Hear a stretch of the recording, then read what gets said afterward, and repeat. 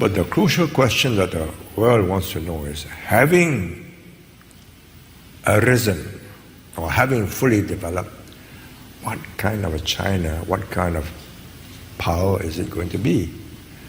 But you are now going to grow, let's say in 50 years, with an economy, total GDP more than America, easily more than Japan, but per capita still low. Can it have a peaceful rise? Quite possible. For 20, 30, 40 years. Will it be peaceful after it has risen? This is Lee Kuan Yew, the founding father of Singapore and one of Asia's most visionary leaders. In this video, he shares his thoughts on China's rise and what the future holds for the country. My name is Wang Yan, and currently an MPA student. I come from China, and to be specific, Jiangsu province, a place shares a lot with and owns a lot to you and to your country. My question is about real China versus imagined China. Because I doubt that there's an easy way for China to explain to the rest of the world what is really going on in this country, while itself is going through unprecedented transitions. Among all living leaders around the world, I think you are the only one that has been to China 30 times, I think, and that can speak excellent Chinese. So what does a real China look like in your eyes? And what are the major reasons that you believe how China sees itself and how the rest of the world, especially the West, sees China, are persistently out of alignment? Do you believe in a peaceful rise of China? And if you do, would you please kindly advise how China should act to effectively convince others that the rise of China is not a threat to the world? Thank you very much. You get very difficult questions, Emil. Yeah. I'll have to do a very carefully crafted thesis to answer you, which I'm not qualified to do. You live there, you've grown up there, you've been educated there. How can I know China better than you do? But just seeing China on 32 different visits over the last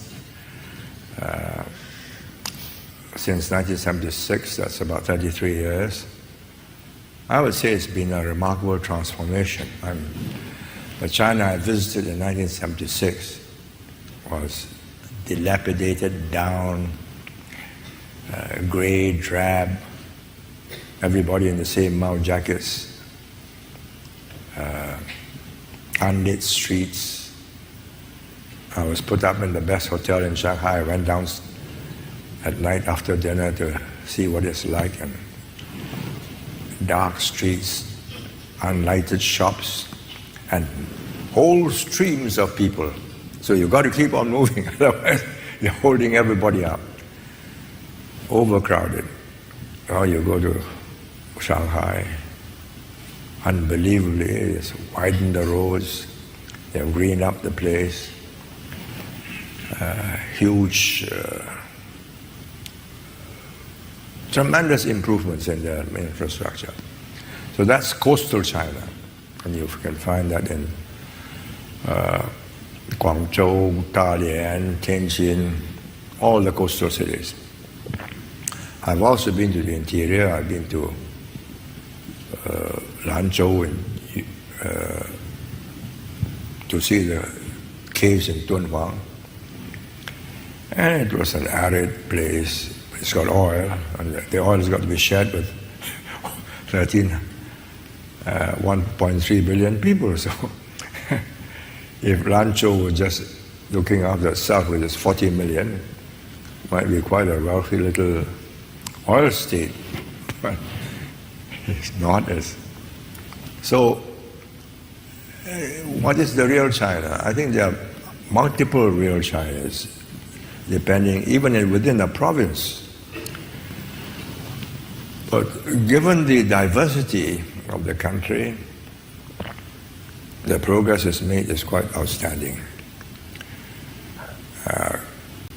Can it have a peaceful rise?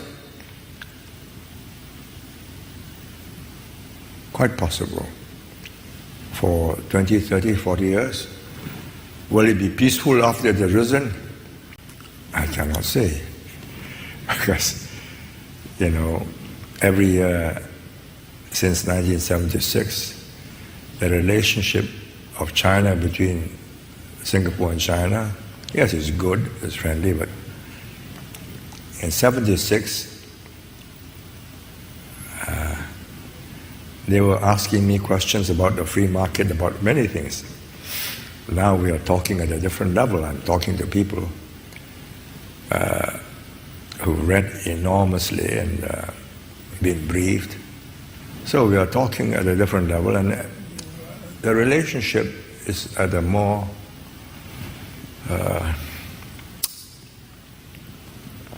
realistic level. You can't ask me with 4 million people to give advice to 1.3 billion people. I don't think it's wise anyway of me, and I'll cease to be friends if I do that. But I'll say what I think is good about China and a few things about what will hold it up.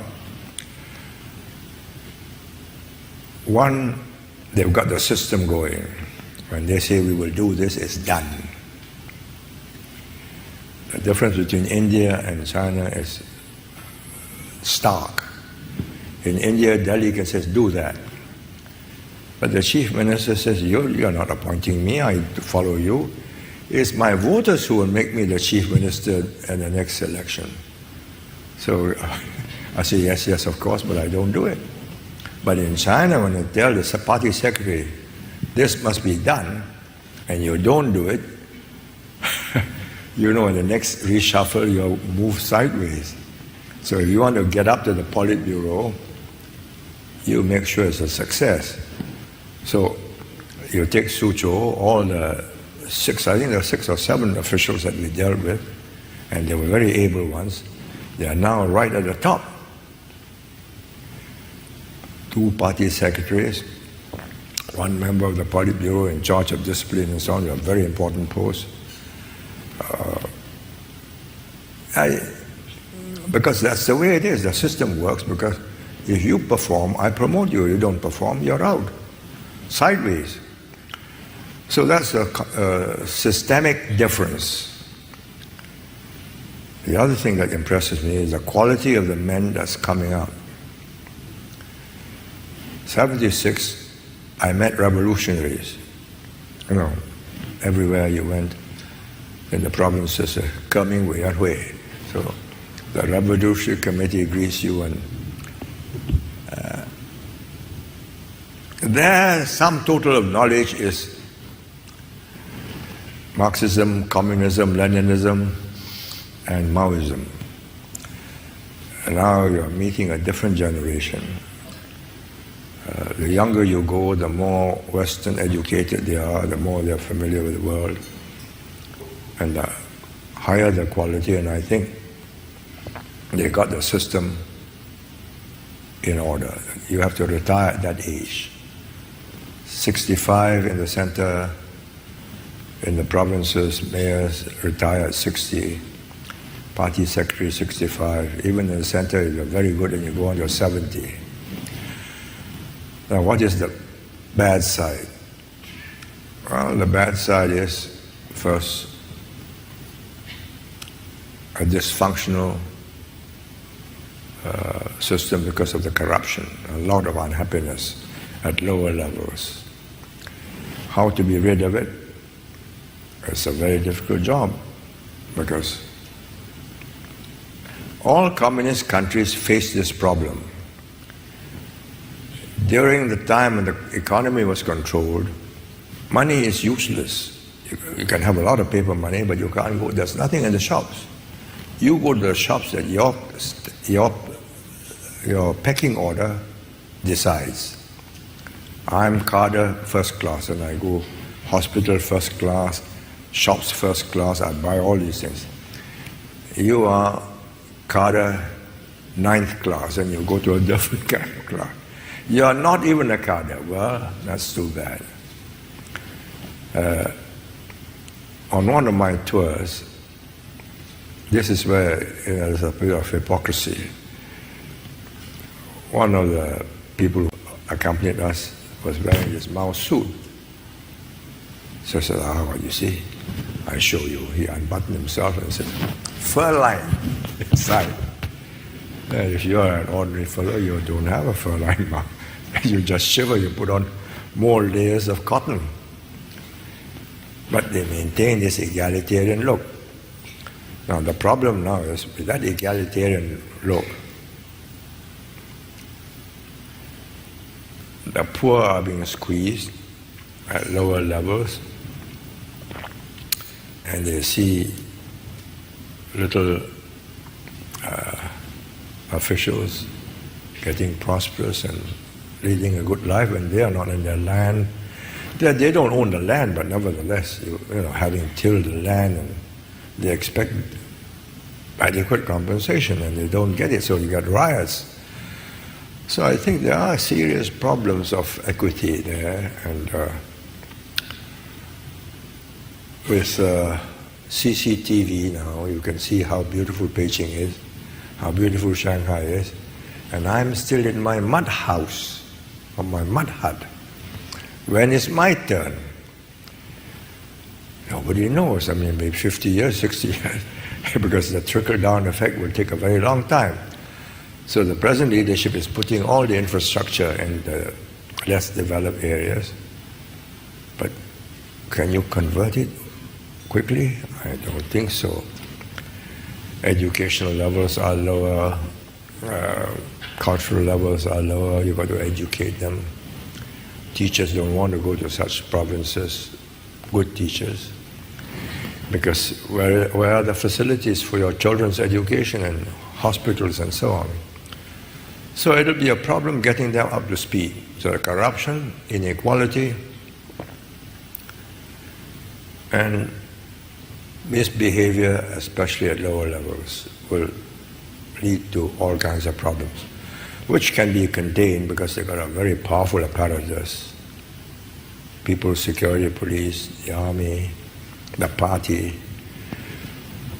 But if you want a country to progress, you must carry the people with you at all levels, which they did when they shared misery.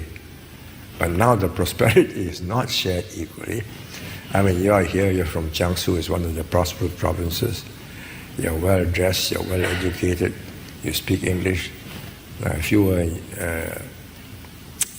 Lanzhou or Xinjiang, I don't think you'll have a chance to travel and be in Singapore. So these disparities will be serious problems. So the internal problem is the most important single difficulty you must attend to. Peaceful rise, it is in China's interest to grow in a peaceful environment. If you are engaged in wars or conflicts, you won't grow. I mean, you see Vietnam. From 1945 to 1991, they were engaged in a series of wars. Nearly broke them. Now they are recovering. It took a long time. And the Chinese know this. This generation has been through hell. Great leap forward, hunger, starvation, near collision with the Russians over the Amur River, cultural revolution, gone mad. So they said, okay, we've got a chance now to join the other countries at the top. Let's not disturb this opportunity. So hence this concept of peaceful rise. I met the party school vice principal. He asked me to speak to the students once. So I said, if I were you, I would not use the word peaceful rise in English. It sounds all right in Chinese. 崛起, but in English it means your rising is like a mushroom, you scare people.